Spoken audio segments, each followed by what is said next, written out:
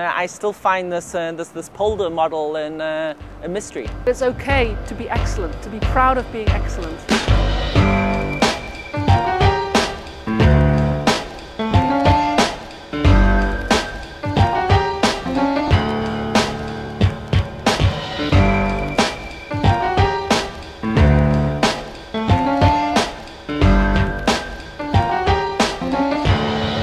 Idea that everyone talks about everything all the time and everyone is involved in the struggle about creating consensus around a particular issue.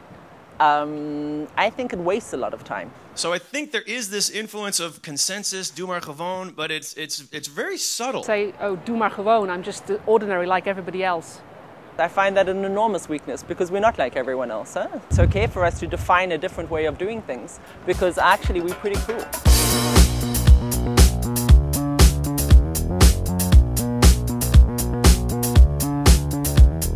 17 years ago, I came here full with the idea, the ethnocentric idea that America is the best, the way the Americans do it is the greatest. I'm American, so I don't really need a microphone, but...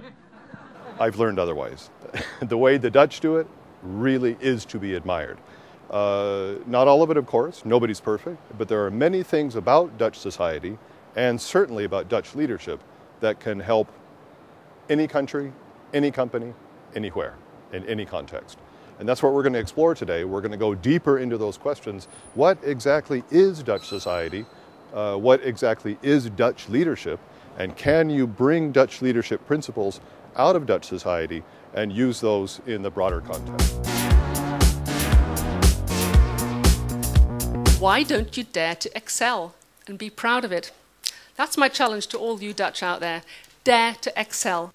And now my all-time favorite, the polder model. I'm sure that every single one of us are going to be speaking about the polder model this evening. The idea is to actually manage all those stakeholders.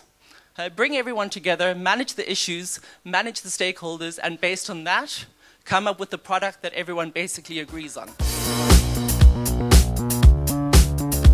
Dutch managers is that they are so afraid to being autocratic, to being directive, and just to tell the people what to do. And I fully agree with one of the speakers that you almost have to apologize that you ask them to do something. And I guess, well, I'm very pragmatic as a Chinese, and I said, you get paid for that, right? You accepted the salary, and so don't do it.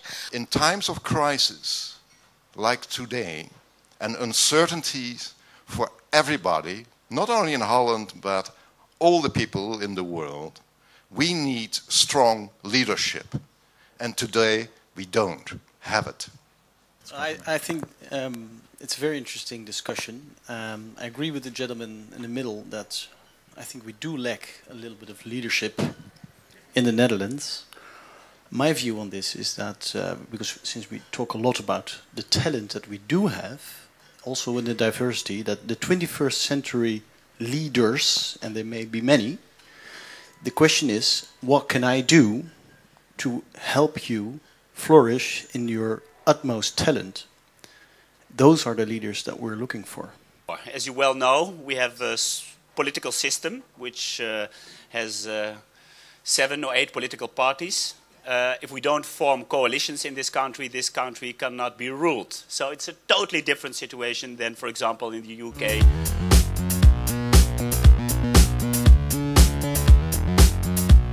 Actually, we are dealing quite well with a multicultural society, and you don't know it until you go abroad, and then you see people really living, not living with each other. They are just doing their thing, but they are not interacting. And we are interacting, we are discussing things, and sometimes not in a really nice way, but there is a discussion at least.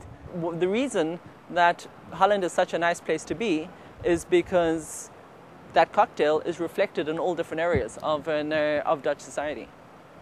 Consensus. It takes forever, and it's not the right thing for every type of project. It's certainly not the right thing to do in the high-tech business where, you know, things change every week. But for long-term infrastructure type projects, it's the right thing to do, and that I think other countries can learn from Holland. I think when I was kind of reflecting on the conversations, I feel that there was one more thing that I wanted to add was around Dutch creativity and also Dutch design capabilities, because I think that there's a lot.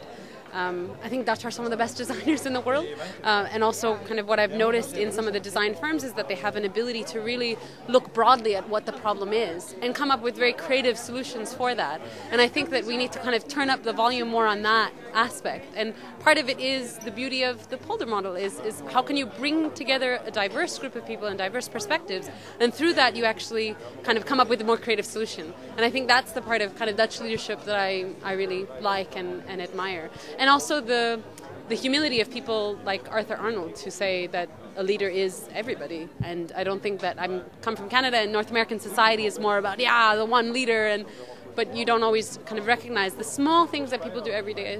That's leadership. Well, it was in a way Dutch, critical. That I think, very Dutch. So, but it always happened. Always, everything happens when you talk about it, and that was what's happening here as well. And it was interesting. You are way more creative than you give yourself credit for, and that you can take kind of these types of very Dutch creative solutions and approaches towards management issues, to how you run your company, to how kind of you solve a societal problem, whatever that is. So I think it's there. Let's just turn up the volume maybe a bit.